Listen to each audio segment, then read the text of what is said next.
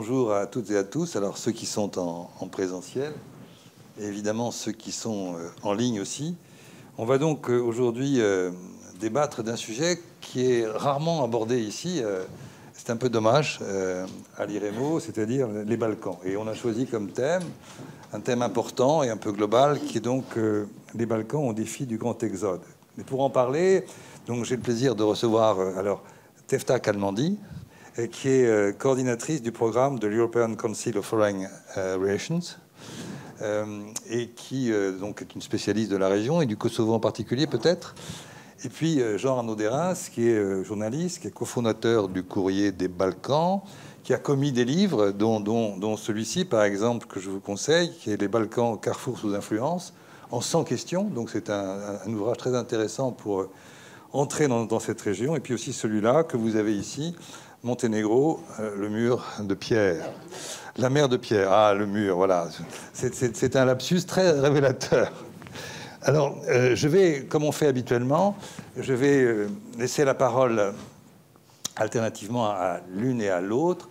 Nous avons habituellement dans les midis une personne, là nous en avons deux, qui vont se compléter. Donc, je vais donner d'abord la parole à Jean-Arnaud Derens, pour qu'il nous dresse un panorama un peu global de cette question des Balkans au défi du grand exode. Et puis ensuite, vous pourrez peut-être focaliser l'analyse sur davantage le Kosovo. Mais je pense que c'est bien de commencer par un point général. Chacun va parler un quart d'heure, 20 minutes, comme on fait habituellement. Et puis ensuite, bien sûr, à l'issue de ces deux exposés très libres, eh bien, nous laisserons la parole à la salle et en ligne. Voilà. Jean-Arnaud, je te laisse la parole. Merci beaucoup, Jean-Paul. Effectivement, moi, j'étais venu à l'IREMO il y a quelques années parler des Balkans, déjà, tout de même. Donc, l'IREMO en parle de temps en temps. Mais enfin, c'est vrai que les Balkans, c'est un morceau important, incontournable de l'ensemble méditerranéen. On peut définir les Balkans de toutes les manières possibles et imaginables, mais enfin... ce qui demeure à peu près consensuel, c'est bien l'idée d'une péninsule entre la mer Adriatique, la mer Ionienne, la mer Égée et la mer Noire. Donc les Balkans sont au cœur de la Méditerranée, sont en tout cas un gros morceau de la côte nord de la Méditerranée. Donc je pense qu'il est bien normal d'en parler à l'IREMO, et c'est bien que cette rencontre puisse se faire donc effectivement en partenariat avec le Courrier des Balkans. Alors, moi, je vais essayer de poser quelques points de repère rapidement. Bon, déjà, on ne va pas rentrer dans des débats qui sont des débats très intéressants, mais assez compliqués, sur où s'arrêtent, où commencent les Balkans. Il y a plusieurs manières de définir la région. Il y a cette manière géographique large que je viens d'évoquer. Il y en a une autre qui consisterait à parler d'utiliser ce néologisme plutôt créé par la Commission européenne, celui des Balkans occidentaux, qui désigne les pays non encore membres de l'Union européenne. Donc, pour les citer, la Bosnie-Herzégovine, le Monténégro, la Serbie, l'Albanie, le Kosovo et la Macédoine du Nord, donc 6 États qui ont tous fait partie de l'ancienne Yougoslavie, sauf l'Albanie. Mais si l'on parle d'un point de vue de la question qui nous intéresse aujourd'hui, celle de l'exode, la situation n'est pas du tout différente, elle est même voire sûrement encore pire dans des pays déjà membres de l'Union européenne, qu'il s'agisse de la Croatie qui a rejoint l'Union en 2013 ou de la Bulgarie et de la Roumanie qui ont rejoint l'Union en 2007. Et elle n'est pas bien différente non plus en Grèce, qui a rejoint l'Union européenne encore beaucoup plus tôt, dès les années 80. Alors, ces Balkans, au sens le plus large du terme, sont depuis toujours une terre d'émigration. C'est très simple. Les Balkans, c'est une région de montagne, et toutes les zones de montagne sont des terres d'émigration. C'est vrai des Alpes, du Massif central, des Monts d'Arrée, ou du Massif du Chouf, ou des Aurès. Dans toutes les montagnes, les conditions de vie sont difficiles, il y a trop d'humains par rapport aux ressources disponibles, donc les gens migrent. Les migrations prennent différentes formes, elles peuvent être parfois saisonnières, parfois des migrations non pas saisonnières, mais qui se font dans l'optique d'un retour au village des origines. Elles concernent prioritairement les hommes, parfois les familles. Il y a différents mécanismes d'émigration dans l'ensemble du pourtour méditerranéen, pour le coup, qui ont été étudiés, et les Balkans ne font en rien exception à ce cadre général. Je vais prendre un exemple, la lumière du microcosme, j'y pensais en venant, je ne sais pas pourquoi, le cas d'une toute petite communauté du Kosovo, enfin à cheval sur le Kosovo et l'Albanie, qui sont un petit peuple slave musulman qu'on appelle les Gorani, et qui par essence, c'est un peuple de montagnards, Gora c'est la montagne, donc c'est des gens qui ont toujours vécu dans d'assez hautes montagnes, et qui depuis toujours émigrent. Depuis toujours, ils partent, le terme qu'ils utilisent c'est Petchalba, donc ils partent jusqu'à Istanbul, ils partent avec quelques spécialités, notamment les travaux du bâtiment, la maçonnerie, également la pâtisserie, la boulangerie. C'est des professions traditionnelles dans cette communauté. L'immigration est un phénomène extrêmement ancien. Ensuite, qu'est-ce qui s'est passé? Il y a eu, au cours du XXe siècle, plutôt du XIXe et du XXe siècle, des accélérations liées aux recompositions de l'espace politique, à l'émergence d'États nouveaux qui se sont souvent, ou même toujours voulu, des États mononationaux et qui ont donc commencé par dire que les gens qui ne rentraient pas dans les cases de la nouvelle majorité étaient des minorités. Pour avoir des minorités nationales, je rappelle ce truc, il faut commencer par dire qui est la majorité. Et dans les Balkans, le phénomène il est lié à l'émergence des États sur les décombres de l'Empire ottoman au cours du XIXe siècle. Et donc on a placé des gens en situation de minorité, et ces minorités, généralement, ont eu deux grandes options, soit s'assimiler, perdre leur spécificité, soit partir. Et énormément de gens des Balkans sont partis tout au long des 19e et 20e siècles. Vous prenez la Turquie actuelle, elle est très largement peuplée par les descendants de Mouadjirs. Les Mouadjirs, c'est des réfugiés qui viennent des Balkans, également du Caucase ou d'autres endroits de l'Ancien Empire, mais beaucoup des Balkans. Le phénomène, donc, est très ancien. Cette dynamique d'une immigration politique s'est poursuivie, voire même accélérée, jusqu'aux guerres de l'éclatement yougoslave dans les années 90. Je reviens à mes Gorani que j'évoquais, pour ne parler que d'eux. Il y avait à peu près 30 000 Gorani dans les montagnes de la Gora du Kosovo jusqu'en 1999. Aujourd'hui, il reste 5 ou 6 000 personnes au maximum, parce qu'ils se sont trouvés pris, en quelque sorte, entre le marteau et l'enclume de deux nationalismes, serbes et albanais, qui ne voulaient pas d'eux. Et donc aujourd'hui, il y a plus de Gorani, je pense. Alors ils sont partout dans le monde, mais il y en a sûrement probablement plus dans le département de l'Oise qu'au Kosovo, puisqu'en France, un des points de fixation, c'est la région de Beauvais essentiellement. Enfin, il y en a un petit peu partout. Il y en a au Danemark, il y en a en Italie, il y en a où vous voulez. Mais cette immigration, même si elle a été accélérée par des phénomènes donc récents, est ce que je qualifierais d'immigration traditionnelle, parce que les liens communautaires restent très forts. Les Gorani reviennent au pays. Alors l'été pour les mariages, ou bien ils sont musulmans, mais ils honorent la Saint-Georges au début du mois de mai, et toute la communauté rentre au début du mois de mai au Kosovo. Donc on est sur une immigration relativement traditionnelle qui concerne certes des familles entières, mais qui s'accompagne d'un lien maintenu toujours très fort avec le pays d'origine. Si l'on prend les exilés chassés par les guerres, que cela soit tous, les Bosniaques, les Serbes, les Albanais, les Roms, toutes les communautés qui ont à un moment ou l'autre été chassées durant ce processus guerrier des années 90, il y a eu 3 cas de figure. Il y a eu retour, pour pas mal de gens tout de même, il faut le rappeler. Il y a eu installation dans les pays voisins, ou retour au pays, mais pas dans sa ville d'origine. Ça a notamment été le cas en Bosnie-Herzégovine. En Bosnie-Herzégovine, un habitant sur 2 n'habitait plus à la fin du conflit dans son foyer d'origine au début du conflit. Entre 1991 et 1995, sur 4 millions d'habitants que comptait la Bosnie à l'époque, 2 millions n'habitaient plus dans leur foyer d'origine. Beaucoup d'entre eux étaient partis à l'étranger, étaient partis dans les pays voisins, notamment en Croatie et en Serbie, mais beaucoup d'entre eux étaient restés ou sont revenus dans leur pays, en Bosnie-Herzégovine, mais pas dans leur ville, dans leur région d'origine, parce que celle-ci était désormais dominée par les nationalistes d'une autre communauté. Ça, ce sont les processus de nettoyage ethnique qui ne se jouent pas, j'ai envie de se dire, qui se jouent autant dans l'après-guerre que dans le feu des combats lui-même.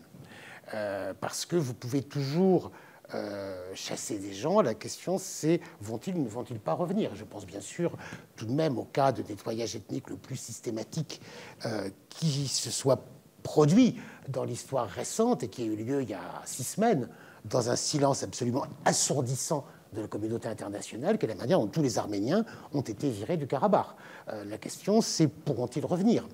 Aujourd'hui, il y a un autre cas, je pense bien sûr à Gaza, où il y a là plus de 2 millions de personnes qui sont menacées d'être expulsées à jamais de chez elles. On verra bien comment les choses vont tourner, mais le risque en tout cas est aujourd'hui, enfin l'hypothèse est clairement, malheureusement, d'actualité. Tout cela, ce sont des phénomènes, pour revenir aux Balkans, des phénomènes donc, qui s'inscrivent dans des logiques qui ne sont pas spécifiques aux Balkans. La spécificité, c'est que l'on a vu se creuser à partir du milieu des années 2010, à partir de 2012, 13, 14 pour être précis, on a vu se creuser une nouvelle vague de départ qui a concerné tous les pays de la région. Alors moi, j'avais beaucoup travaillé là-dessus en Bosnie-Herzégovine, justement.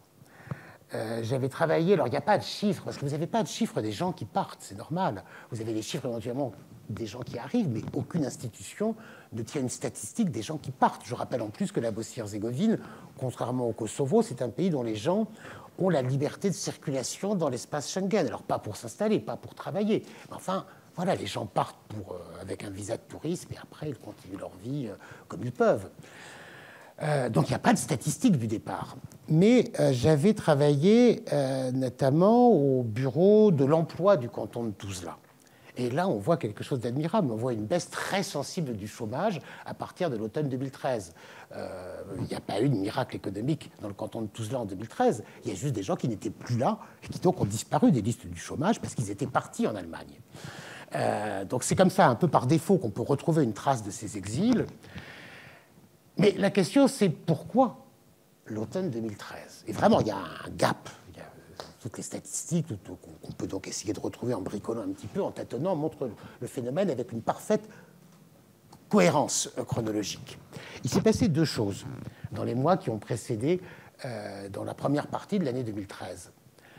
Tout d'abord, plutôt, je vais aller de manière rétro-chronologique, au mois de mai, et au début du mois de juin 2013, toute la région, mais notamment la Bosnie-Herzégovine, a été frappée par des inondations diluviennes.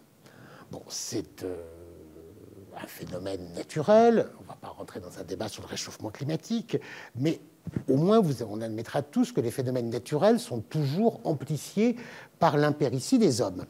Et notamment, ces inondations ont pris un caractère dramatique parce que les digues n'étaient pas entretenues depuis des années, parce que les services d'urgence étaient en déshérence. Et donc, véritablement, un quart de la Bosnie-Herzégovine s'est retrouvé sous les eaux et sous la boue. Et pour les habitants de la Bosnie, ces inondations et la manière dont elles ont été mal gérées par les autorités ont été la preuve par A plus B, s'il y avait encore besoin de le prouver, qu'elles étaient dirigées par des gens totalement incompétents. Corrompus, incompétents, qui n'avaient rien à faire de leur population. Là, c'était, fallait-il encore le démontrer, ça a été fait, la preuve finale avait été apportée de l'impéritie de ces dirigeants. Et puis, quelques mois plus tôt, en février 2013, la Bosnie-Herzégovine avait connu une amorce de révolution sociale qui était, je dirais, que je qualifierais volontiers de chant du cygne, de dernier épisode d'un printemps des Balkans avorté, qui avait secoué beaucoup de pays de la région, depuis la Slovénie, la Croatie, jusqu'à la Bosnie-Herzégovine, en passant par d'autres également. Printemps des Balkans, et qui a échoué, c'était ce qu'on appelait le mouvement des plénums, où les gens descendaient dans la rue en disant « la corruption, ça se dit de la même manière en bosniaque, en croate et en serbe. La faim, ça se dit de la même manière en bosnien, en croate et en serbe. » Refusant les divisions ethniques, mais remettant en cause les privatisations mafieuses qui avaient caractérisé tout l'après-guerre en Bosnie-Herzégovine. La communauté internationale, notamment le haut représentant international mandaté par l'Union européenne, dont un des points principaux de la fiche de poste consiste à favoriser la réconciliation interethnique, a aussitôt poussé des cris d'orfraie et épouvantés. Mon Dieu, c'est la déstabilisation du pays qui avance. Il a demandé des renforts britanniques, militaires, de la mission EUFOR. Il a refusé de rencontrer ces gens qui manifestaient ensemble, toute communauté nationale confondue, contre les privatisations, parce que les privatisations, vous le savez, c'est la clé de l'avenir. Ce mouvement des plénums a donc été étouffé. Et il était parti de tout cela, justement. Et pour les gens de Bosnie-Herzégovine, notamment du canton de Tuzla, l'épisode de l'échec de 2013, c'était la preuve qu'on ne pouvait rien changer, qu'on ne pourrait rien changer dans le pays, que le pays n'allait pas, mais qu'on ne pourrait rien changer, que se révolter était vain, que la communauté internationale, malgré tous ses discours, ne soutiendrait jamais la volonté des citoyens du pays, que le pouvoir resterait toujours monopolisé aux mains des élites ethno-nationalistes, qu'elles soient serbes, croates ou bosniaques. Du coup, ben voilà, on ne peut rien changer et on a des élites incompétentes et corrompues. Qu'est-ce qu'il reste à faire? Partir. Et tous les jeunes sont partis. Si l'on regarde d'autres pays, comme l'Albanie ou la Serbie, on constate une quasi-coïncidence. Mais là, il s'est passé quelque chose intéressant sur le plan politique. En 2012, Aleksandar Vučić devient vice-premier ministre de Serbie, en 2014 Premier ministre, en 2017 président de la République. Il est réélu en 2023 et il va 2022, excusez-moi, et il attend à nouveau, encore une fois, une nouvelle victoire électorale en décembre, puisque la Serbie est une tellement grande démocratie qu'on fait des élections tous les mois, tous les ans. C'est une bonne manière de consolider l'amour que la population voue à son régime.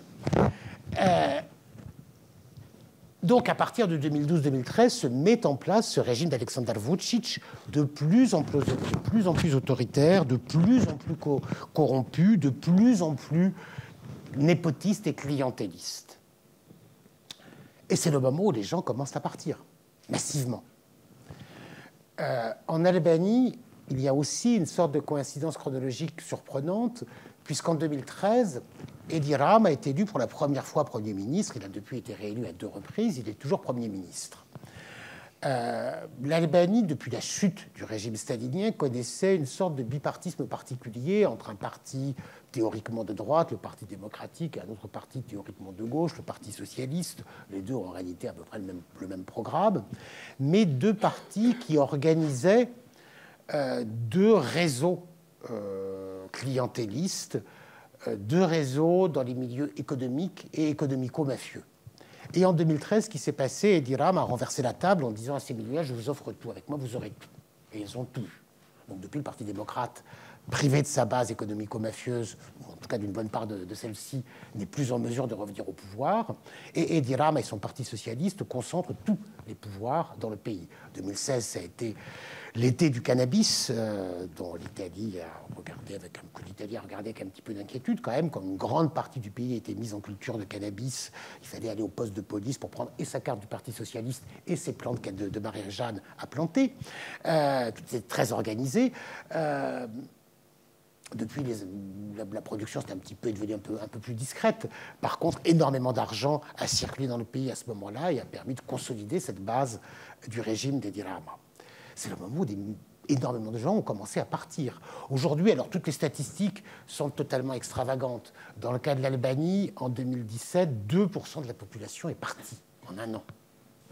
C'est juste 2% de la population d'un pays qui s'en va en un an. C'est du jamais vu dans un contexte qui n'est pas un contexte de guerre. Des enquêtes d'opinion, c'est 70, 80, ça dépend comment la question est formulée, 70 ou 80% des jeunes qui veulent partir, qui ne voient pas d'autre avenir que s'en aller. Il y a quelques semaines, l'Albanie a connu de très fortes mobilisations des étudiants en médecine, parce que le gouvernement voulait leur imposer de rester 5 ans au pays après leurs études. Et les étudiants, non, disaient non, ça c'est pas possible. Déjà, on paye malgré tout assez cher nos études, malgré ce que dit le gouvernement. On étudie en plus dans des conditions qui sont loin d'être optimales. Si on nous oblige à rester 5 ans en Albanie, non, on ne veut pas. Mais en même temps, si la colère des étudiants est très légitime, enfin très compréhensible, la volonté du gouvernement d'essayer de retenir ces gens qui sont malgré tout formés en Albanie se comprend aussi, parce que la vérité, c'est que tout le monde s'en va. Et que vous allez n'importe où, dans n'importe quel hôpital ou centre de santé en Albanie, il n'y a plus personne. Parce que les gens sont déjà depuis longtemps en Italie, en Allemagne ou plus loin encore. Alors, pourquoi est-ce que les gens sont partis de manière aussi radicale? Encore une fois, il faut le souligner, ce n'est pas un exode de gens à la limite de la survie. D'une part, c'est faux. C'est rarement, je parle à l'exception des guerres, mais la migration, le fait de quitter son pays, c'est rarement les plus pauvres qui le font. Parce que pour migrer, il faut avoir un capital. pour payer son voyage, pour payer sa migration, un capital matériel, et puis aussi un capital intellectuel, c'est-à-dire un métier que l'on pense pouvoir négocier sur le marché du travail d'un autre pays. Alors un métier, ça peut être plombier, électricien, comme neurochirurgien. Dans les deux cas, c'est des professions qui se négocient bien. Si vous êtes paysan, c'est plus compliqué. Et puis un capital intellectuel, c'est maîtriser déjà une autre langue ou penser pouvoir l'apprendre assez facilement, ce qui n'est pas le cas pour tout le monde. Donc c'est très rarement les plus pauvres qui partent, hormis les contextes de guerre et d'expulsion forcée. Là, ceux qui sont partis dans tous les pays des Balkans, c'est souvent des gens qui avaient un travail. C'est des jeunes couples qui avaient un emploi, qui donc ne gagnaient pas des sommes faramineuses, mais ne vivaient pas forcément si mal que ça en Serbie, en Macédoine du Nord, en Bosnie-Herzégovine ou en Albanie, et qui pourtant sont partis. Et qui sont partis en disant, c'est ce que l'on entend quand on interroge les gens, en disant le plus souvent, je ne veux pas que mes enfants grandissent dans des conditions que moi j'ai connues. Alors, c'est quoi? C'est la génération des gens qui ont connu directement les guerres ou qui ont été enfants durant les guerres, dont les parents disaient, voilà, on a connu un État qui marchait mieux, autrefois la Yougoslavie, là on vit des années très difficiles, mais ça va passer, après ça sera mieux. Et puis il y a eu l'après-guerre, qui n'a pas tenu ses promesses. Et cette après-guerre, de néolibéralisme sauvage, de corruption systématique, se solde par la mise en place de régimes néo-autoritaires qui, en plus, ont la bénédiction de l'Union européenne parce qu'ils tiennent les éléments de discours que les Européens ont envie d'entendre. Et donc, c'est tout simplement l'idée, non, j'ai pas envie que pour que mon fils ou ma fille puisse faire des études, puisse trouver un boulot, il faut que je prenne la carte du parti, quel que soit le parti, que ce soit le parti de M. Vučić en Serbie ou de M. Rama en Albanie. J'ai pas envie de ça. Donc, la seule solution, c'est l'exode. Mais c'est un exode aujourd'hui qui est donc un exode qui concerne des familles entières. Peut-être que Tefta en reparlera dans le cas du Kosovo, mais les écoles se vident parce que les enfants partent, pas seulement les profs partent bien sûr, mais les enfants aussi, les élèves. Mais c'est vrai aussi dans beaucoup d'endroits. Je pense là pour le coup, même à des pays, je l'évoquais, déjà membres de l'Union européenne. Si j'ai 2 minutes encore, j'évoquerai bien la situation dans 2 pays qui sont la Bulgarie et la Croatie. Alors la Bulgarie est quand même membre de l'Union européenne depuis 16 ans, 2007.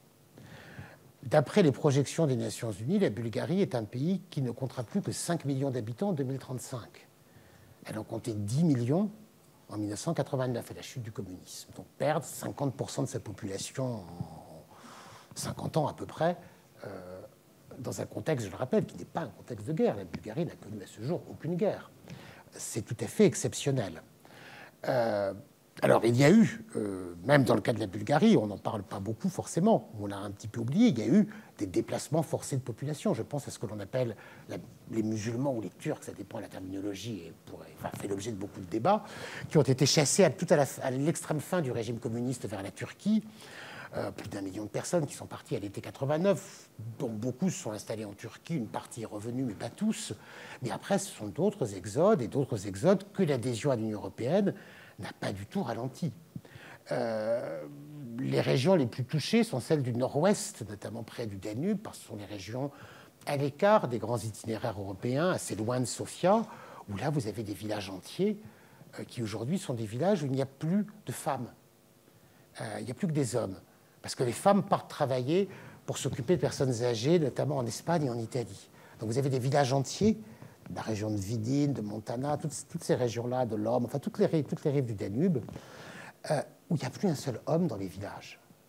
Donc les enfants sont éduqués par les grands-parents, et ce sont les femmes qui travaillent en Italie dans des conditions qui ont, du reste, comme Badante, des conditions qui sont beaucoup normalisées en Italie. Les syndicats ont bien fait leur job. Au début, c'était l'esclavage moderne. Maintenant, c'est assez réglé, assez normalisé en Italie. Donc, les salaires sont relativement corrects. Il y a des vacances et les femmes reviennent au pays pour les vacances. Mais comment une société peut-elle marcher quand il n'y a plus que des hommes qui sont tous au chômage, donc qui... Allez, soyons honnêtes, ont quand même tendance à passer pas mal de temps au bistrot, et des grands-parents qui s'occupent des enfants. C'est une société complètement déséquilibrée. L'autre exemple que je voudrais prendre, c'est la Croatie, qui est le plus jeune des membres de l'Union européenne. Elle l'a rejoint il y a 10 ans, en 2013. Là, la Croatie est aussi un pays en train de se vider de sa population de deux manières. Toutes les régions du nord-est du pays, la Slavonie, sont des régions largement vides d'hommes. Vous allez dans les lycées de Slavonski Brod, de Vinkovci. C'est terrible, il n'y a plus personne. Il n'y a plus d'élèves, il n'y a plus de profs. Tout le monde est parti.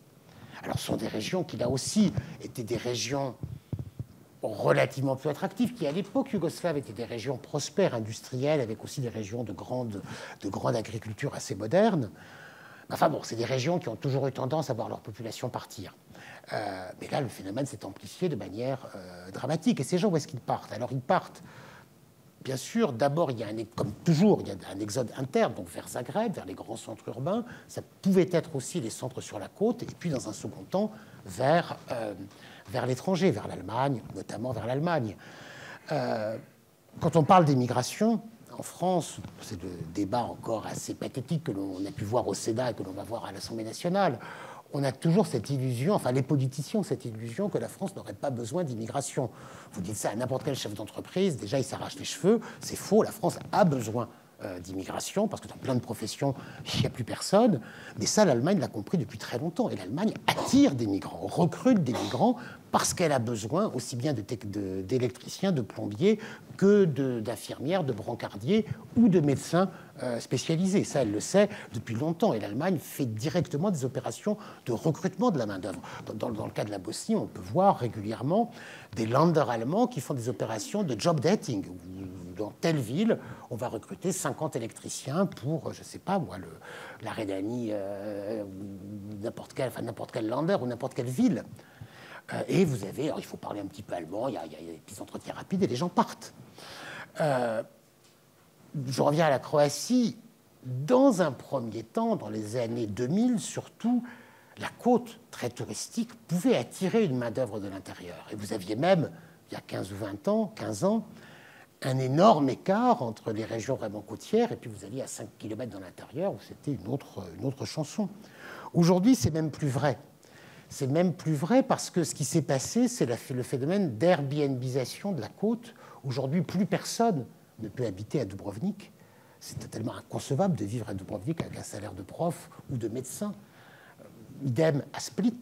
Et puis, comment vivre dans une ville qui est submergée par Airbnb? Comment vivre Dubrovnik, c'est l'intramuros de Saint-Malo, le Mont-Saint-Michel. Comment vivre? Il n'y a plus les services de base, il n'y a plus de commerce, il n'y a plus les prix flambent. Donc ça crée une société totalement, là aussi, déséquilibrée d'une autre manière. La société d'Almat est une société de rentier à la petite semaine, parce que pour avoir un peu d'argent, avoir les plus beaux diplômes du monde, franchement, vous pouvez repasser. Ce qui compte, c'est d'avoir une vieille tante qui avait un appartement au centre-ville de Split et qui est heureusement décédée, dont vous avez hérité. Et c'est de ça que vivent les gens. Sur les îles, dans les villes touristiques, si manque de peau, vous êtes tout ce que vous voulez, les plus grands scientifiques du monde, des juges, des médecins, n'importe quoi, mais bêtement, vous vivez dans un très bel HLM de Split avec vue sur mer, bah, là, ça ne vaut pas grand-chose. Donc cette société totalement déséquilibrée en arrive au point qu'aujourd'hui, il n'y a plus de main-d'œuvre pour le tourisme. Parce que comment est-ce qu'un même un saisonnier de l'intérieur de la Croatie pourrait aller travailler sur la côte croate? Et donc la Croatie importe de la main-d'œuvre des pays d'Asie du Sud-Est, de plus en plus systématiquement. Donc alors qu'elle-même se vide de sa population. On en est là, ça ce sont les équilibres un petit peu globaux qui sont des équilibres à la fois qui s'inscrivent dans la longue durée d'une région d'immigration, mais qui s'inscrivent aussi dans la chronologie beaucoup plus courte de bouleversements politiques. Et la question qu'il faut se poser, c'est, pour conclure, bien sûr, j'ai été long, je m'en excuse. Non, c'est intéressant. Pour conclure, c'est comment réagissent les politiciens locaux, comment réagit également l'Union européenne. Là, la réponse est très simple.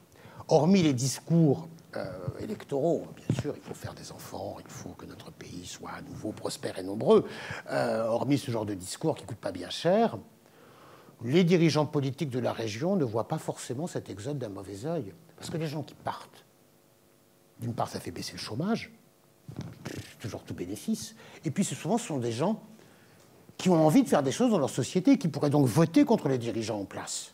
Mais qu'ils s'en aillent. Selon les cas, la diaspora peut voter un petit peu, mais elle vote toujours infiniment moins, quels que soient les cadres juridiques, que les gens qui sont dans le pays. Donc que ces gens s'en aillent. Ça garantira la stabilité de mon régime. Et du côté européen, quelle est la seule obsession pour les Balkans? La stabilité. La stabilité, notamment dans le contexte de la guerre en Ukraine, de la nouvelle guerre au Proche-Orient, où il faut surtout que rien ne bouge dans les Balkans. Les Balkans, dès qu'on parle de migration, il faut aussi rappeler que les Balkans sont traversés par cette fameuse route des Balkans.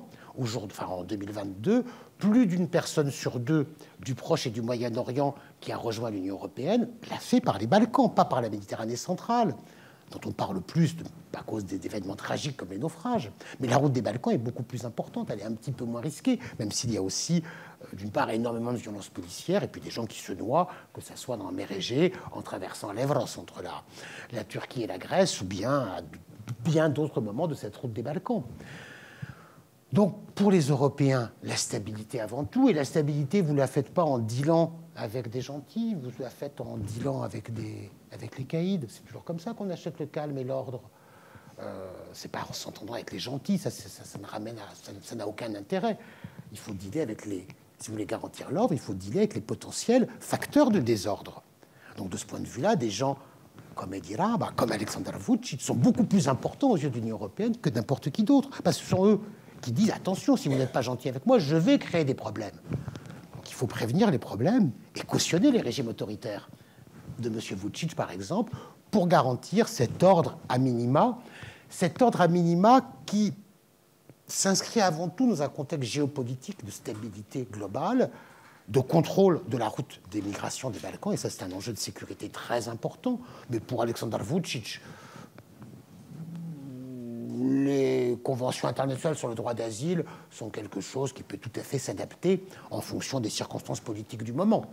Dans le cas de l'Albanie, vous avez peut-être entendu parler, il y a 10 jours, il y a 2 semaines déjà, c'était un lundi, donc le lundi, il y a 2 semaines, le Premier ministre Edi Rama a signé avec le président du Conseil italien, Giorgia Meloni, un accord très surprenant, prévoyant une délocalisation, une déterritorialisation des demandes d'asile en Italie, en Albanie, prévoyant que 36 à 39 000 personnes chaque année, au lieu de pouvoir faire leur demande d'asile en Italie sur le sol italien, le fassent en Albanie.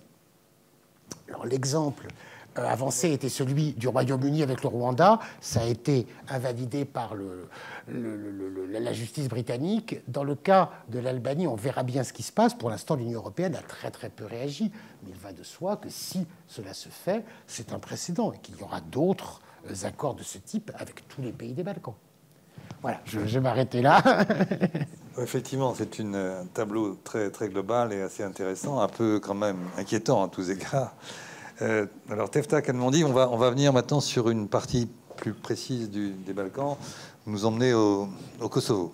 Je vous laisse la parole pour une vingtaine de minutes. Je vous remercie encore une fois pour l'invitation. C'est un sujet très important dont on ne parle pas beaucoup, ni ici en France, en Europe, ni malheureusement dans les Balkans. On commence à peine à aborder ce sujet, mais nous n'avons pas encore de solution. Je vais, je pense, compléter un peu la présentation de Jean-Arnaud, donnant un peu une analyse plus politique, mais tout en revenant sur quelques statistiques. Et je m'excuse si je manque de fluidité. Je voulais présenter quelques statistiques que j'ai trouvées très intéressantes pour montrer un peu la situation aujourd'hui. Il y a 2 rapports qui ont été publiés suite à la reconnaissance de ces problématiques d'exode dans les Balkans. Un par l'OCDE en 2021 qui montre un peu la situation plus globale dans les Balkans et un par l'Institut CAP du Kosovo, focalisé un peu plus sur la question du Kosovo. Voilà, donc l'immigration des pays des Balkans occidentaux, comme Jean-Arnaud disait, a toujours existé. Depuis, on a plus regardé les tendances d'immigration depuis les années 90 et nous avons remarqué donc, que l'immigration a doublé depuis. Aujourd'hui, un citoyen sur 5 qui est né dans la région vit à l'étranger. Cela représente un peu un taux d'immigration environ de 10%. Et d'après les analyses, si cette tendance continue, nous pouvons voir une dépopularisation des pays des Balkans d'environ 15% d'ici 2050. Oui, c'est bien ça. Et en 2021, interrogé lors d'un sondage, un tiers des citoyens des pays des Balkans ont dit qu'ils envisageaient d'émigrer, donc de partir et quitter leur pays. Quelles sont les causes principales? Ce sont donc des niveaux de chômage élevés, des salaires relativement bas, de l'instabilité politique, de la corruption, comme disait Jean Arnaud, mauvaise qualité de services publics, et entre autres. C'est ce qui a figuré parmi les causes les plus importantes. Oui, je voulais me focaliser sur la question du Kosovo parce que c'est un pays qui est bien touché par ce phénomène. C'est le 3e pays dans les Balkans le plus touché par l'exode aujourd'hui. Je voulais montrer un peu aussi dans les différentes étapes de migration au Kosovo. Nous avons parlé, donc, nous parlons des années 60 où nous avons connu donc, une vague d'émigration suite à l'ouverture des frontières de l'ex-Yougoslavie, où les Kosovars émigraient plutôt vers l'Allemagne, l'Autriche et la Suisse. Principalement, c'était des profils d'ouvriers qui allaient partir pour des emplois saisonniers.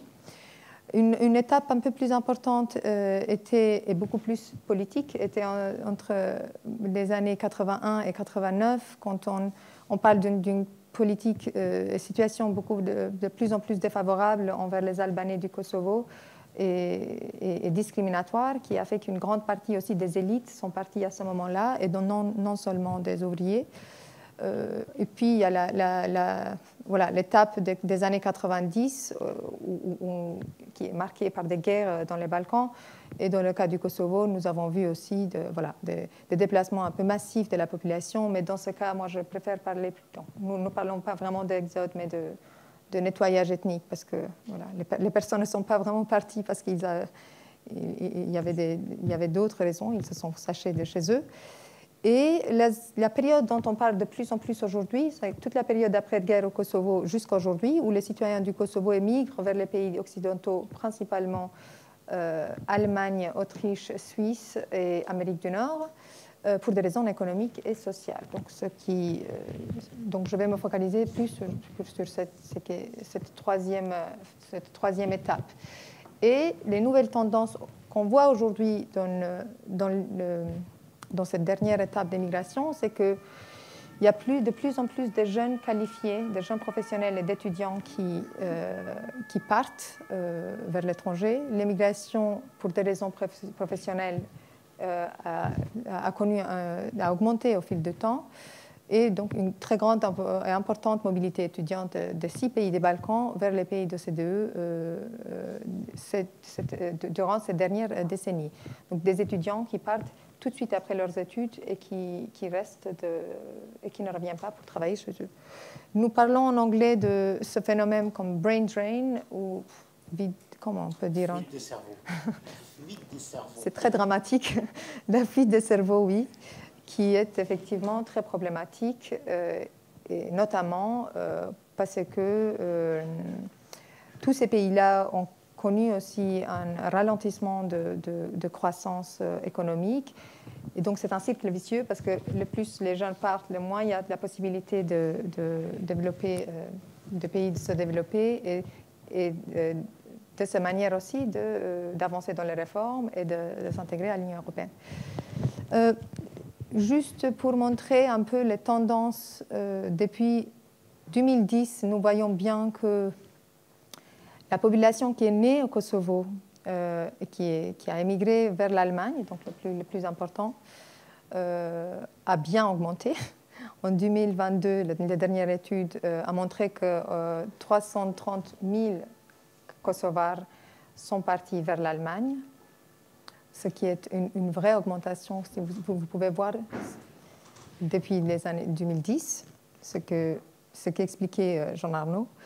Et ici, nous voyons bien que par la division par âge, avec les années, les jeunes partent de plus en plus. Donc, si nous regardons en 2022,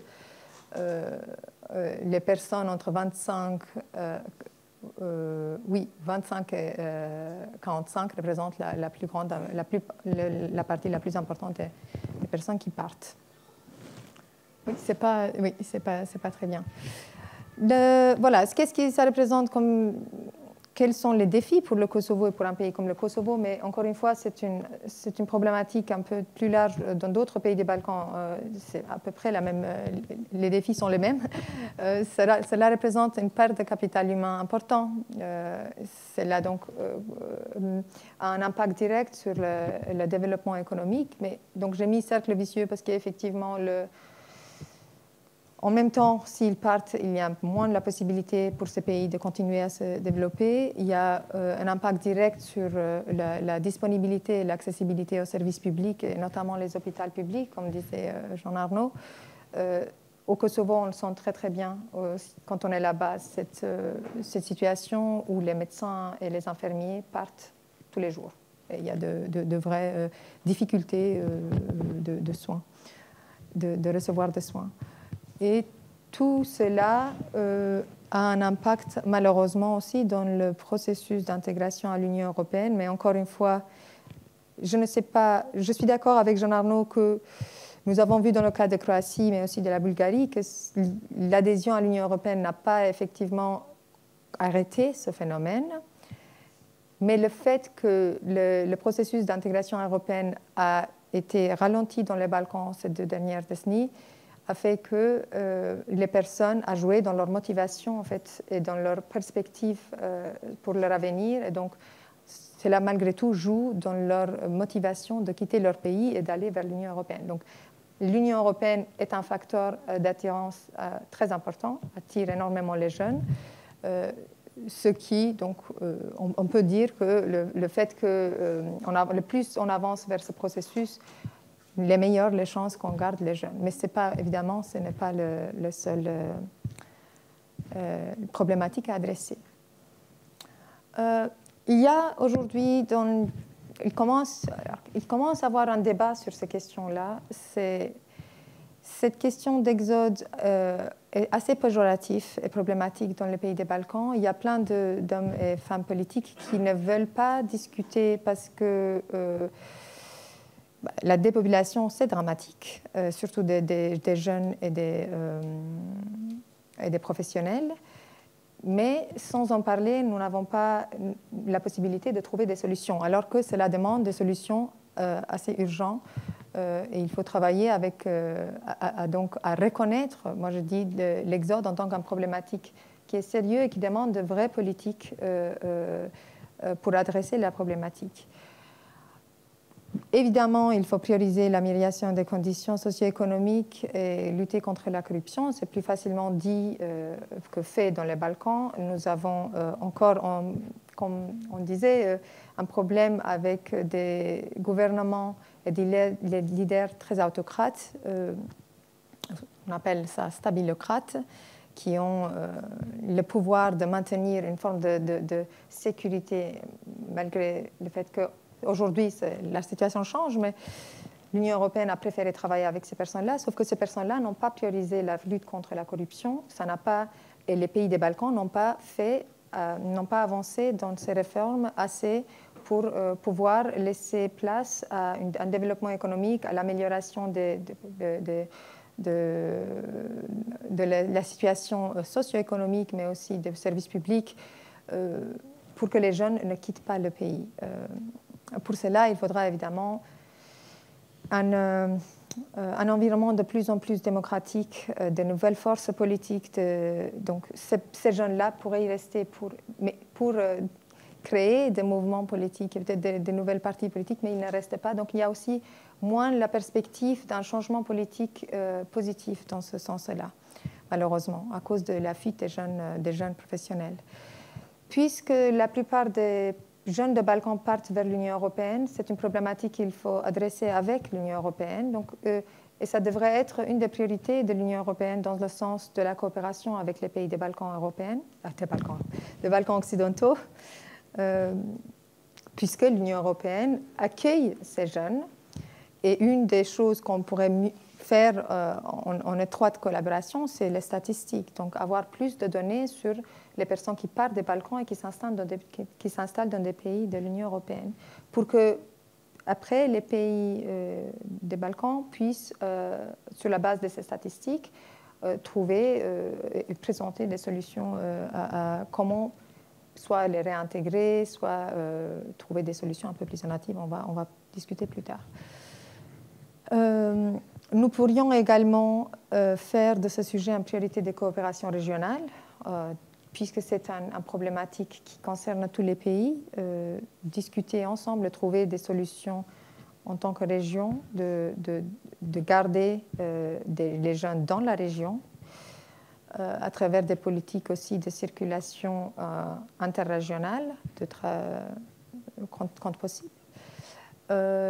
Et nous parlons aujourd'hui aussi de plus en plus de comment on pourrait trouver de nouvelles, donc faire une meilleure utilisation des nouvelles technologies afin de faciliter donc l'investissement à distance de la diaspora, surtout pour certains pays qui sont de plus en plus touchés. Pour le Kosovo, c'est très intéressant d'essayer de trouver donc, des solutions pour que les jeunes qui veulent être entre les deux pays, donc migration circulaire, peuvent circuler entre le pays où ils se sont installés en Europe et leur pays afin de contribuer aussi dans le développement du pays, soit à travers d'une entreprise qu'ils gèrent en distance. Il y a donc de plus en plus de solutions qu'on peut mettre en place, mais nous commençons à discuter que maintenant.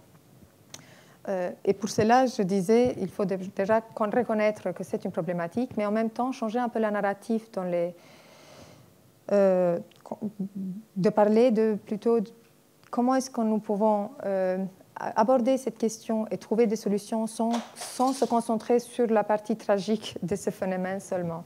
Mais cela peut se faire. Nous pourrons évidemment avoir beaucoup plus de coopération avec l'Union européenne. L'Union européenne reconnaître encore sa responsabilité par certains pays membres et à travers aussi peut-être des coopérations bilatéraux, trouver des solutions, soit fournir des statistiques sur la migration circulaire et tous ces phénomènes-là. Je vais être beaucoup plus rapide que Jean-Arnaud, mais je vous laisse après me poser des questions si vous en avez. Ici, je voulais juste vous montrer un bon exemple. C'est très récent au Kosovo. Nous avons donc ce forum de discussion publique qui a été organisé sur cette question, où pour la première fois, nous commençons à parler de la diaspora. Malgré tout, on utilise le terme diaspora, mais d'une manière un peu plus constructive. Comment est-ce qu'on peut utiliser la diaspora et comment on peut penser à les intégrer ou à travailler avec eux au-delà des remittances. Parce qu'au Kosovo, nous avons tendance, quand on parle de diaspora, ils sont importants parce qu'ils envoient de l'argent vers les familles. Finalement, ça n'a pas une contribution très importante dans le développement économique, puisque, au contraire, souvent, les jeunes qui reçoivent des remittances de la famille de l'étranger décident de ne pas travailler parce que cela représente une somme plus importante du salaire qu'on gagnerait si on travaillait. Et en fait, il faudra commencer à réfléchir à cette question de diaspora et de leur intégration au-delà de juste garder les remittances qu'ils envoient. Et il y a eu donc ce forum Ulpiana où j'ai trouvé que c'était très intéressant, les discussions, très intéressant à aborder toutes ces questions avec des experts aussi étrangers. Et c'est un bon exemple pour le reste des pays des Balkans. Et je pense qu'il y a maintenant, on commence à en parler de plus en plus. Ici, j'ai juste pris quelques citations de certaines. Un journal qui a dédié à cette question une série d'histoires un peu personnelles. Pourquoi on partait? Est-ce que je pars ou est-ce que je quitte ou est-ce que je reste au Kosovo? Et j'ai trouvé ça un peu représentant de leur réponse, représentant des causes qui sont aujourd'hui encore pertinentes. Donc, voilà, il y a la première personne disait, je vis dans la peur constante de tomber malade et ne pas recevoir les soins dont j'ai besoin. je reste ici pour construire. Alors, il y en a, c'est un vrai dilemme, il y en a qui veulent rester et qui donnent une chance au pays. Il y en a qui partent et reviennent un an plus tard. Il y en a qui sont partis parce qu'ils trouvent qu'il n'y a pas la possibilité d'intégrer les institutions publiques facilement à cause de ce problématique de corruption et népotisme. Et voilà, il y en a qui sont persuadés qu'il faut rester pour changer le pays. Donc, c'est un vrai dilemme entre les jeunes, mais la tendance est plutôt de partir que de rester. Je voulais juste finir avec ça parce que je pensais laisser la place aux questions et peut-être que nous pouvons en changer après. Bien, je vous remercie pour ce panorama à la fois global et puis plus précisément sur le Kosovo. Donc, je laisse la parole à la salle, évidemment, et puis voir s'il y a des questions en ligne, tu me diras. Qui veut prendre la parole? Je vous en prie, vous prenez le micro parce que vous savez qu'on... Ah bon? Après, on est enregistré, le micro arrive.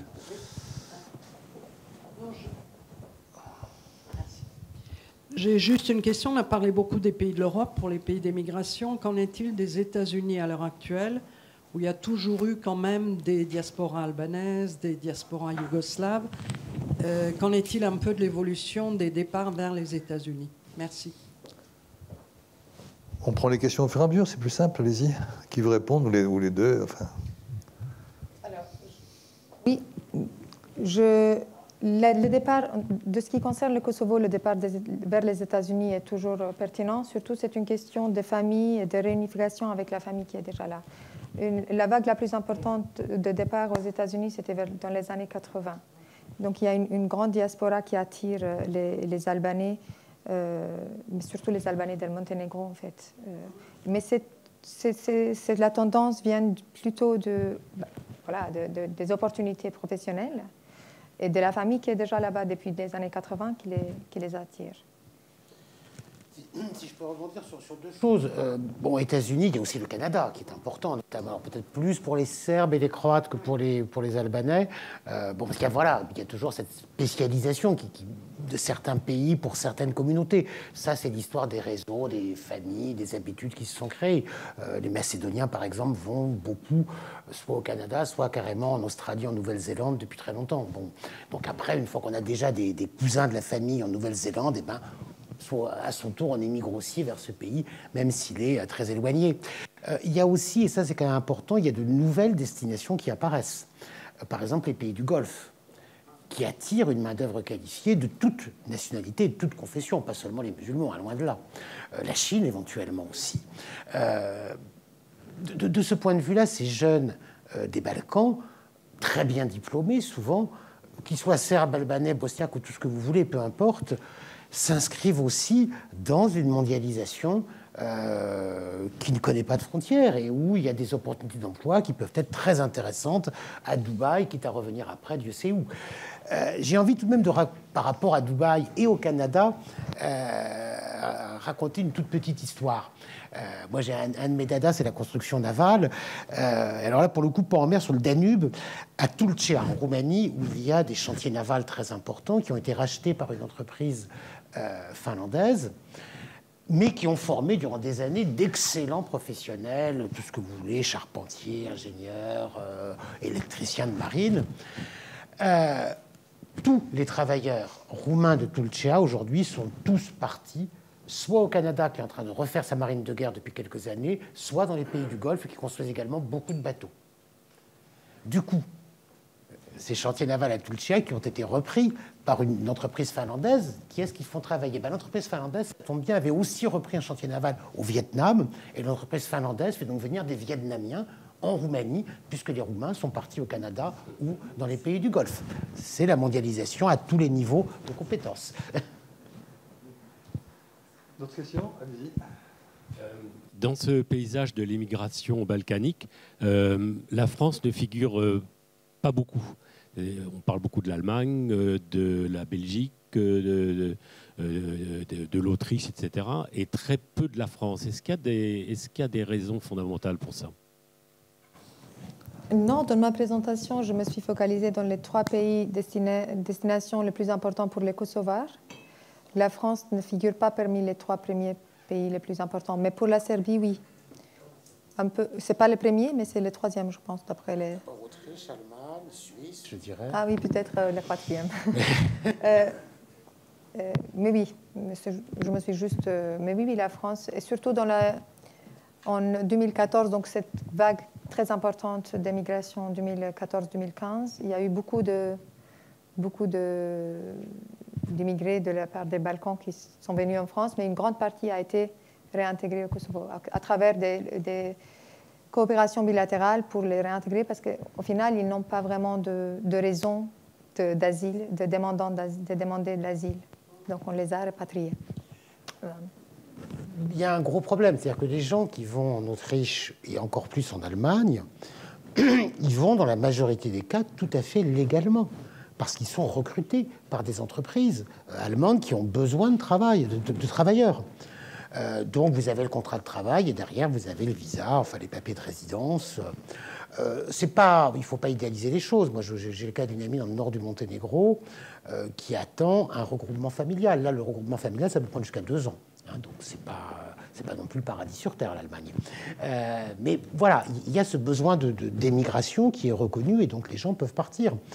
Ce n'est pas le cas en France. Alors, ce n'est pas le cas, sauf marginalement. Et il y a eu, je pense que Tefta faisait allusion à ce phénomène assez très particulier qui est entre la fin de l'année 2014 et le début du mois de février 2015, peut-être 100 000 personnes ont quitté le Kosovo.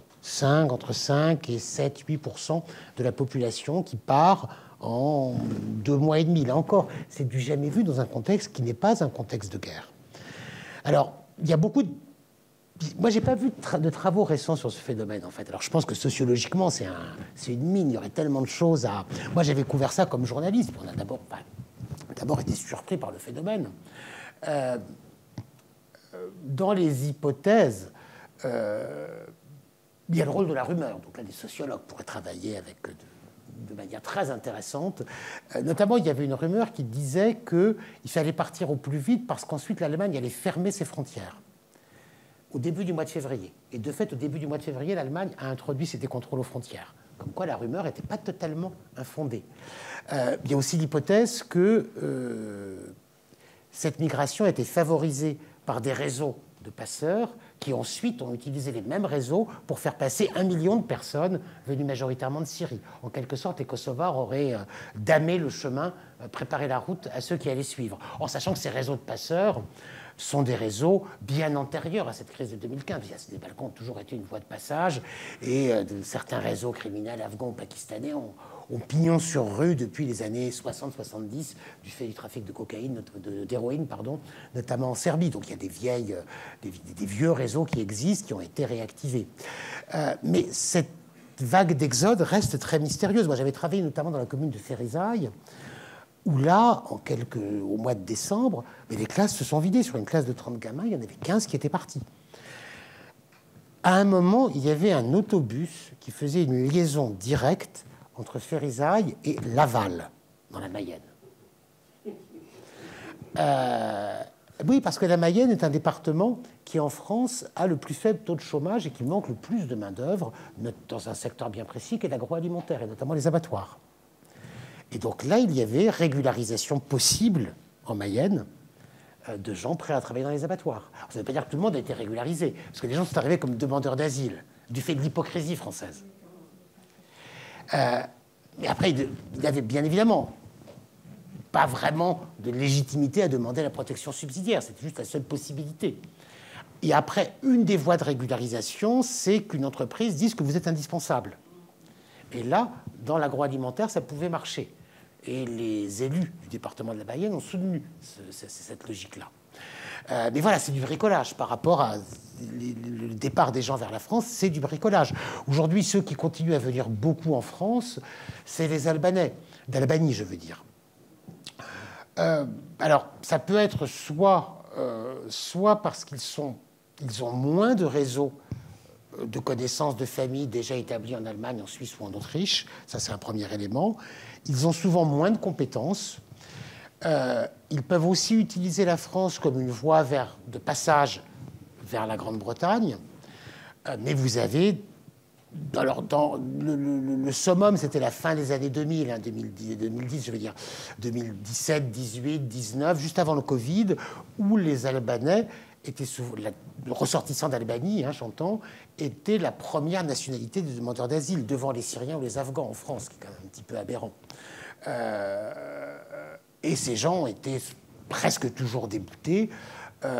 Et elles font souvent rapatriées, expulsées vers leur pays d'origine. Pas tous. Alors, il y a beaucoup de gens qui restent. Le Courrier des Balkans est très souvent sollicité par des associations ou des structures type CADA qui essayent d'aider ces gens qui se retrouvent sans papier, je pense au réseau Éducation sans frontières ou autres, avec une forte prégnance, une forte représentation dans des régions où il y a relativement peu d'immigration par ailleurs. Ça, c'est dû à des politiques publiques où on envoie les gens vers des CADA, notamment de l'ouest et du sud-ouest de la France.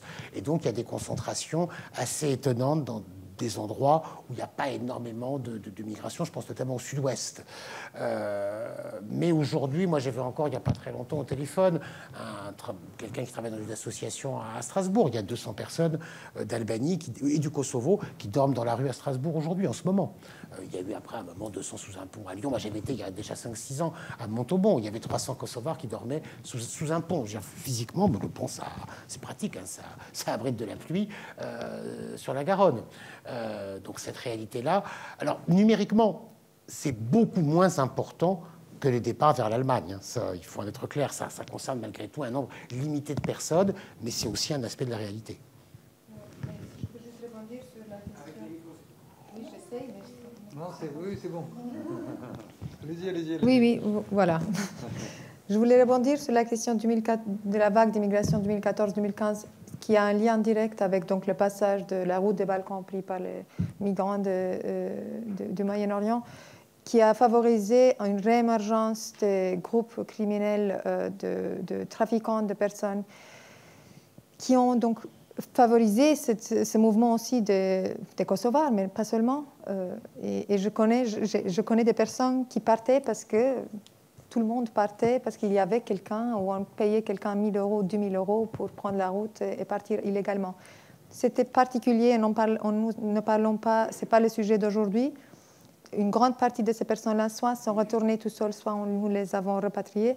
Mais je dirais qu'ils ont été victimes donc, de ces groupes criminels qui ont été, qui a été une vraie problématique durant ces années de 2014 et 2015. Mais aujourd'hui, nous parlons donc des personnes qui partent légalement, des jeunes, soit qui restent après les études, soit qui partent après les études, des jeunes professionnels qui sont recrutés aussi et formés. Au Kosovo, il y a des centres de formation en langue allemande pour les former, les infirmiers et les médecins, avant de partir et de les recruter. Oui. Merci de votre exposé.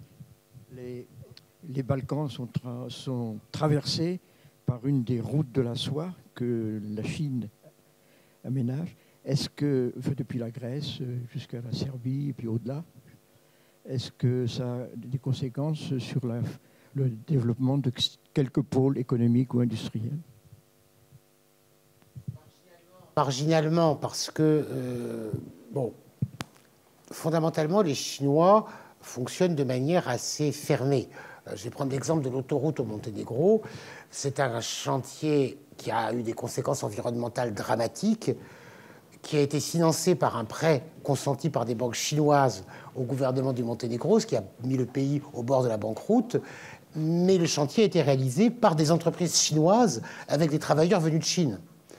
Donc les conséquences pour le pays, alors si bien sûr on va de Podgorica à Kolachi dans 20 minutes au lieu de mettre 1h30. Bon, c'est vrai que c'est pas négligeable. Enfin, c'est surprenant quand on a l'habitude de cette route, mais au prix d'un désastre environnemental.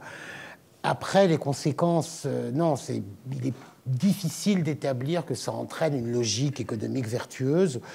Les gros investissements chinois, ils se concentrent dans 2 domaines, 2 secteurs. C'est les infrastructures, donc notamment les autoroutes. C'est aussi le projet de train à grande vitesse entre Belgrade et Budapest. Et puis... Alors, les ports, là, bon, les ponts, oui, les ponts. Les ports, puisque la Chine a acheté, en profitant de la catastrophe grecque, a racheté le port de Thessalonique et le port du Pirée. Là, si le Monténégro n'arrivait pas à payer la facture, la Grèce aurait proposé gentiment de prendre un bail amphithéotique à la place de la dette pour 99 ans, le port de Bar, qui est le seul port en eau profonde du pays, port militaire, port de commerce, terminal pétrolier. Tout serait passé sous contrôle chinois. Là, pour le coup, les Européens ont quand même compris qu'il fallait faire quelque chose et essayer d'empêcher le Monténégro de faire faillite. L'autre secteur, en dehors des infrastructures, c'est l'énergie.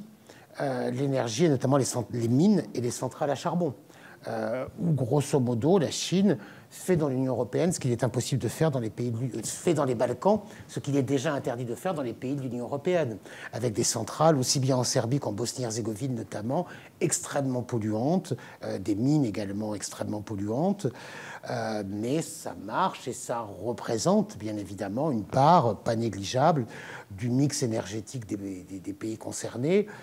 De là à dire que la Chine entraîne une dynamique de croissance, ça me semble un peu délicat de le dire, même si aujourd'hui la Chine est en train de s'imposer comme le principal investisseur dans la région. Jusqu'à présent, dans tous les pays de la région, c'était clairement l'Union européenne qui était le premier investisseur, partout. Aujourd'hui, en 2022, pour la première fois, la Chine et l'Union européenne sont au même niveau en Serbie. Et la tendance, alors c'est particulier, c'est là où la Chine est le plus présente. Quoique je n'ai pas les chiffres pour la Bosnie-Herzégovine, je pense que c'est pas beaucoup mieux.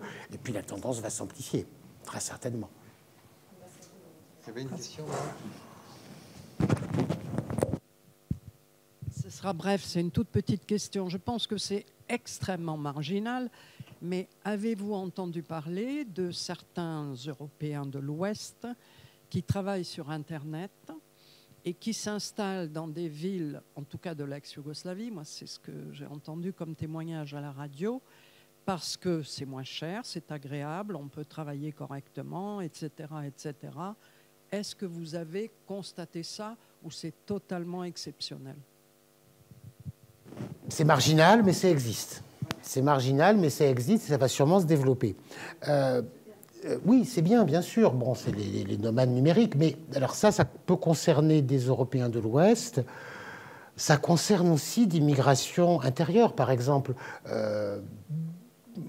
Si vous prenez le cas de la Croatie, il y a eu pas mal de gens qui qui ont migré, notamment vers les îles. Moi, je discutais il n'y a pas très longtemps de ça avec la responsable du mouvement des îles croates, le Pokret Otoka, qui est une bonne amie. Il y a quand même plusieurs milliers de personnes qui ont quitté le continent, et notamment Zagreb, pour travailler comme travailleurs nomades, mais en s'installant, en achetant des maisons dans les îles, ce qu'elle voyait plutôt comme un phénomène positif, parce que c'est aussi une alternative au tout tourisme. C'est des gens qui vont a priori être des résidents permanents, et qui vont avoir des enfants, relancer des écoles. Bon, les îles, c'est important. C'est 5% de la population du pays vit dans des îles, mais parfois dans des conditions compliquées où il n'y a plus d'école, plus de... Voilà, c'est la dimension méditerranéenne de la Croatie qu'il ne faut jamais oublier.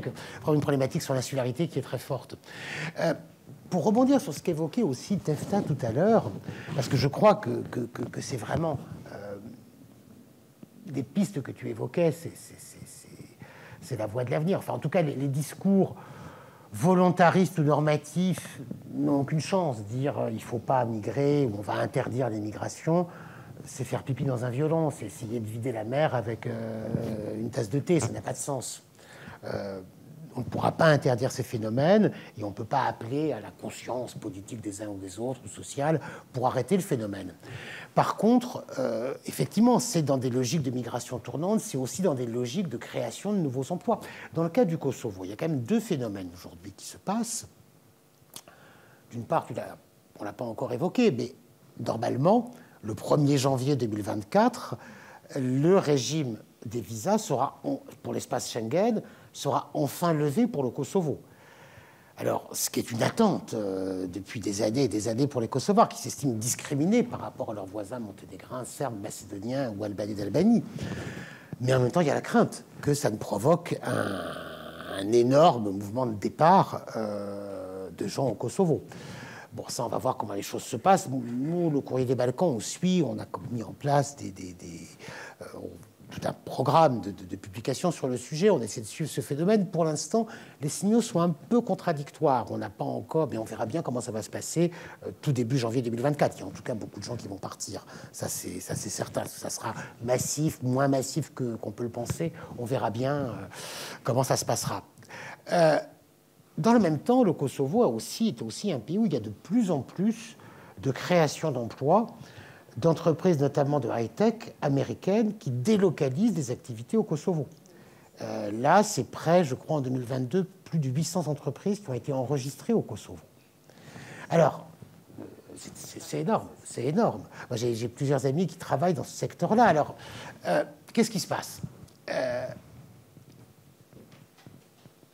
Vous avez donc des gens très compétents, très diplômés, qui, au lieu de partir travailler à New York ou à Los Angeles, vont rester au Kosovo, mais vont travailler pour des entreprises américaines, qui parfois, dans certains, pas mal de cas, travaillent à l'heure de New York ou à l'heure de Los Angeles. Donc, ça veut dire aussi des vies un peu... il y a quand même 12 heures de décalage avec Los Angeles, c'est pas tout à fait évident, ou 10 heures. Mais bon, les salaires sont des salaires très avantageux pour le Kosovo, généralement plus faibles que ce que les gens pourraient toucher aux États-Unis, mais les conditions de vie sont bien plus favorables au Kosovo, donc c'est tout à fait correct.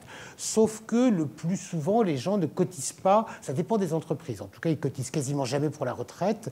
Dans certains cas, ils cotisent pour des assurances de santé privées. C'est pas systématique. Moi, j'ai plusieurs amis qui travaillent pour ce genre d'entreprise.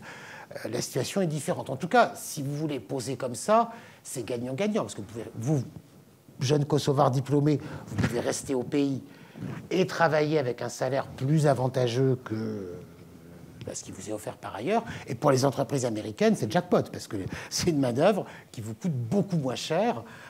Et c'est aussi jackpot non seulement pour les entreprises, même pour les États-Unis, puisque les enfants ne vont pas être scolarisés aux États-Unis, enfin, etc., etc. Alors, est-ce que c'est la voie de l'avenir? Je pense que c'est en tout cas quelque chose qui va se généraliser.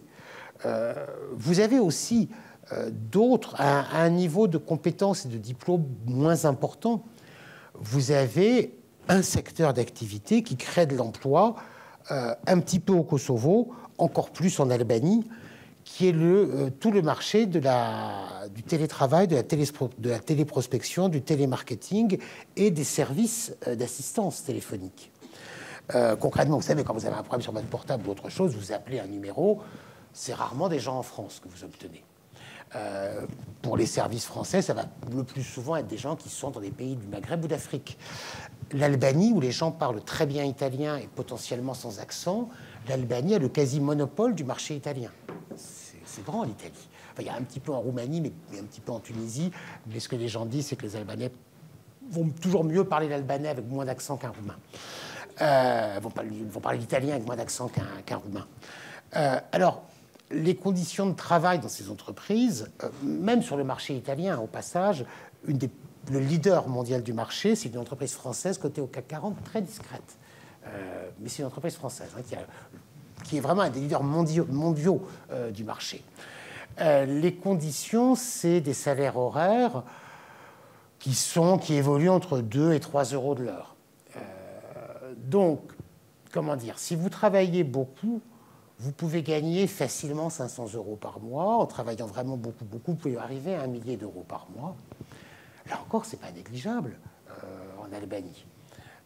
Au Kosovo, c'est pareil. Alors, au Kosovo, c'est plutôt pour des services, je pense principalement en langue allemande, vers la Suisse ou l'Allemagne. Mais un petit peu en français également. J'ai des amis qui ont travaillé en français au Kosovo. Mais c'est pas mal du tout, même, par exemple, comme job étudiant, comme job provisoire. La plupart des cas, c'est que les gens commencent là-dedans et ça devient très vite leur activité principale. Avec, pour le coup, des problèmes de santé publique, notamment de la surdité qui arrive de ce point de vue-là, c'est assez accablant. J'ai des amis qui ont monté le premier syndicat des travailleurs des call centers en Albanie, avec l'aide des syndicats des services allemands qui ont joué un rôle très important pour créer ces syndicats en Albanie. Le bilan de santé, notamment la surdité, c'est juste totalement terrifiant. Une réunion avec des gens de 30 ans qui bossent depuis 5 ans là-dedans, il faut parler fort. C'est hallucinant. Donc voilà, Et le cas ce que je veux dire le plus étonnant dans tout cela, c'est que ces activités ont provoqué une émigration de travail vers l'Albanie. Vous avez des jeunes du sud de l'Italie qui vont travailler en Albanie. Parce qu'à Bari ou à Palerme, un boulot à 3 € de l'heure, vous ne le trouvez pas.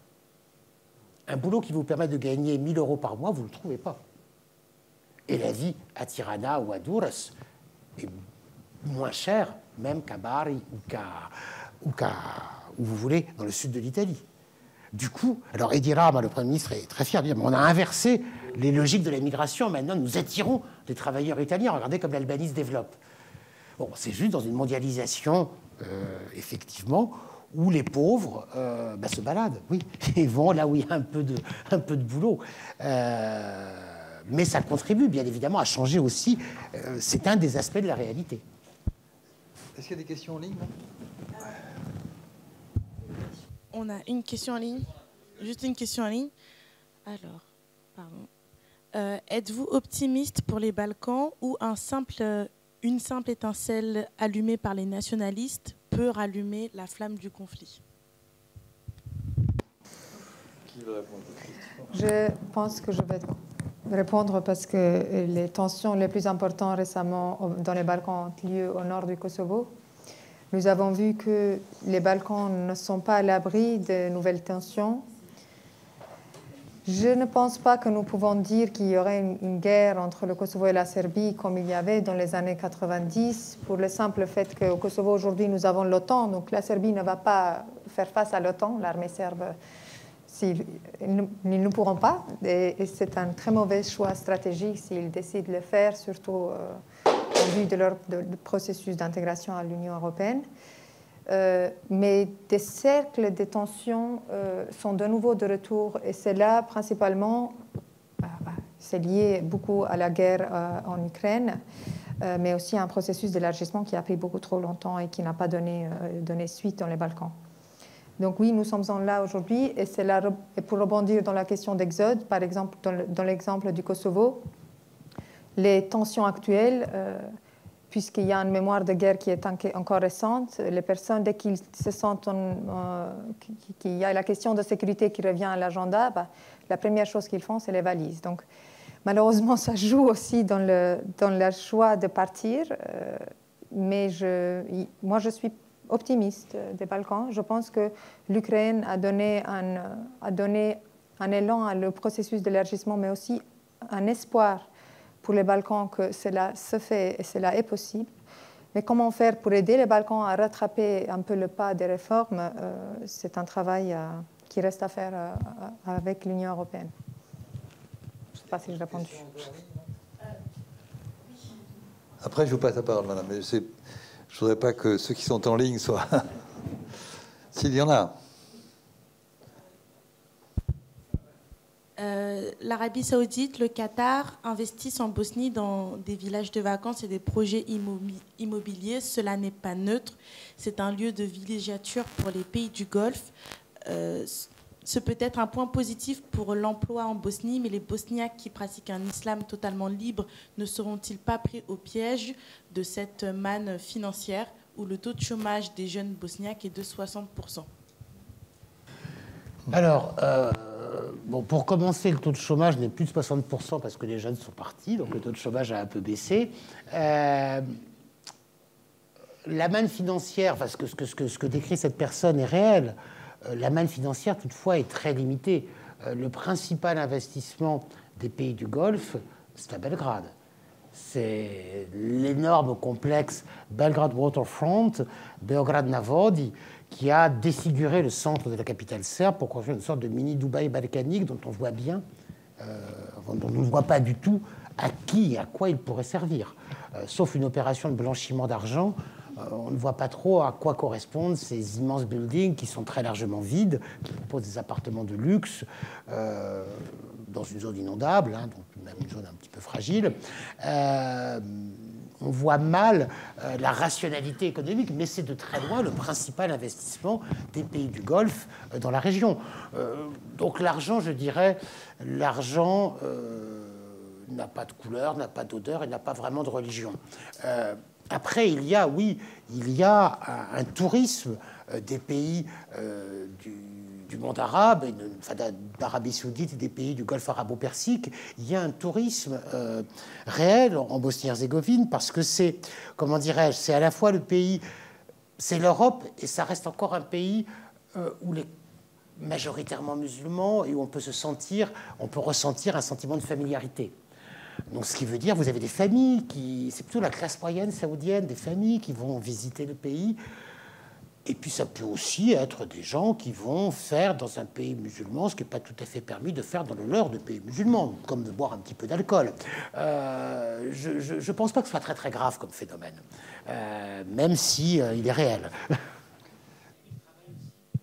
L'architecte, comme juriste pour un cabinet d'architectes new-yorkais, il travaille à Pristina, sur plan. Alors, ils ont investi beaucoup dans les énergies renouvelables, sur des questions énergétiques dans le cas du Kosovo. Oui, comment trouver en fait des alternatives énergétiques, et ce qui est très pertinent aussi pour les Balkans, en vue d'être de plus en plus indépendants en énergie renouvelable. Oui, à propos de la dette de certains pays vis-à-vis de la Chine, vous avez parlé des ports qui ont été vendus. Est-ce que la Chine, sa dette devenant énorme, ne demanderait pas que le gouvernement cède une partie de son territoire, et puis pourquoi pas la moitié du territoire C'est des concessions sur les ports, hein, c'est ça. C'est en contrepartie des dettes, c'est vous nous cédez un port. Oui, d'accord. Pour les aéroports, des aéroports. Pour compenser la dette. C'est bien ce qu'on appelle la conquête rampante. Tout à fait. Dernière question, vraiment la dernière. C'est vrai, très très bref, on parle jamais de la Slovénie, ça fait pas partie des Balkans.